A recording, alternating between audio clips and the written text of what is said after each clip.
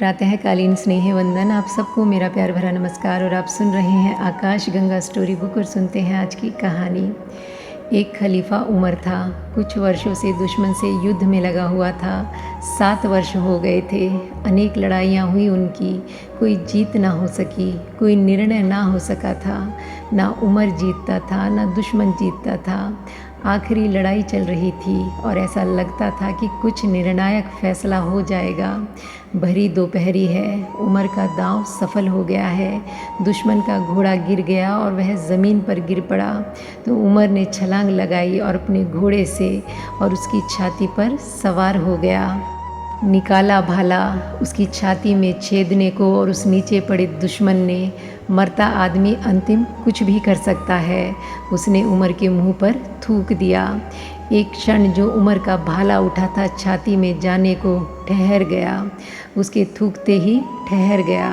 फिर वापस भाला उसने अपने स्थान पर रख दिया, उठकर खड़ा हो गया और दुश्मन को कहा कि उठ आइए, फिर सुबह कल लड़ेंगे। उसके दुश्मन ने कहा कि क्या पागल हो गए हो?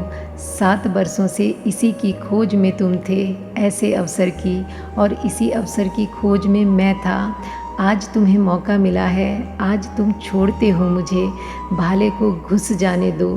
क्या कारण हो गया छोड़ने का? तो उमर ने कहा कि छोड़ता हूँ क्योंकि एक संकल्प था, एक भाव था, एक योजना थी कि जब तक शांत हूँ तभी तक लड़ूंगा। अशांत हो गया कि फिर नहीं लड़ूंगा। और तुमने थूक दिया और मैं अशांत हो गया। भीतर डगमगा गया और मन हुआ कि भोंक दूं, लेकिन फिर मुझे लगा कि अब लड़ाई व्यक्तिगत हो गई है। अब मैं आ गया, अब कर्ता आ गया। अब तक उसूलों की लड़ाई थी, अब तक लड़ते थे जो ठीक था उसके लिए। अब तक मैं नहीं लड़ रहा था, अब तक एक विराट योजना का मैं एक अंग था। लेकिन तुमने थूका और मैं मौजूद हो गया। वह बात ख़त्म हो गई। अब नहीं लड़ सकता हूँ, कल सुबह फिर लड़ेंगे। क्या मतलब हुआ इसका? फिर ऐसे आदमी से कोई लड़ता है? वह दुश्मन तो मित्र हो गया, पैरों में गिर गया। उसने कहा कि मुझे पता भी नहीं कि तुम 7 वर्षों से शांति से लड़ते थे। तुम्हारे भीतर क्रोध था, वैमनस्य नहीं था, ईर्ष्या नहीं थी। यह हम कल्पना ही नहीं कर सकते कि ऐसा आदमी भी लड़ सकता है। यह हम सोच भी नहीं सकते कि ऐसा आदमी भी सक्रिय हो सकता है जो निष्क्रिय हो। हमारे सोचने समझने के ढंग बहुत गणित की लकीर पर चलते हैं और ज़िंदगी गणित की लकीर पर नहीं चलती।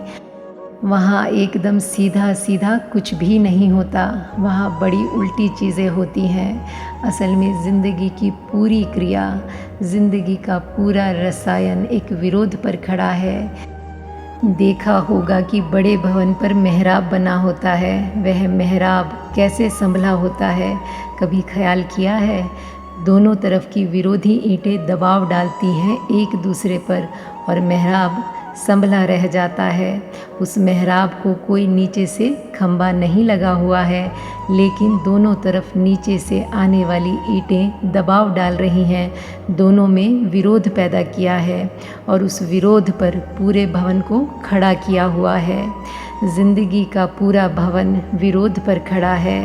नींद है, जागरण है, रात है, दिन है, क्रिया है, अक्रिया है, जन्म है, मृत्यु है।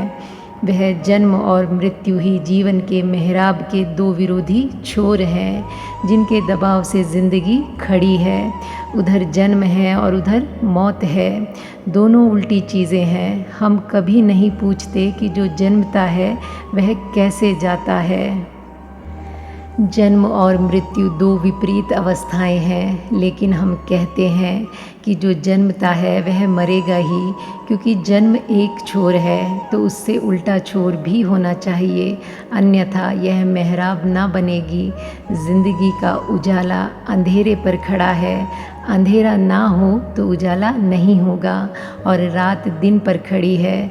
दिन ना हो तो रात ना होगी। स्वास्थ्य बीमार पर खड़ा है। सारी चीज़ें बहुत उल्टी चीज़ों पर खड़ी हैं।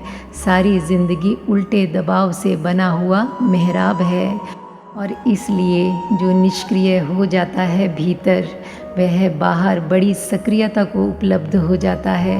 लेकिन हमने ऐसे सन्यासी देखे हैं जो निष्क्रिय हो गए और ज़िंदगी से भाग गए, लेकिन वे निष्क्रिय नहीं हुए, उन्होंने निष्क्रियता को भी ओढ़ा है।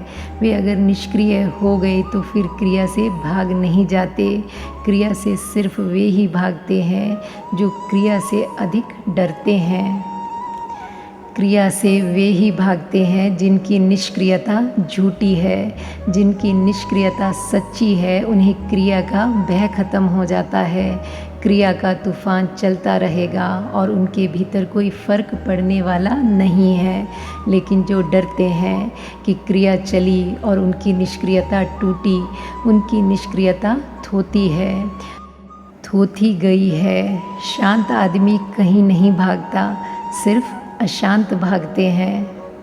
और आज के लिए बस इतना ही। मिलते हैं फिर एक नई कहानी के साथ। तब तक के लिए thank you God and thank you universe.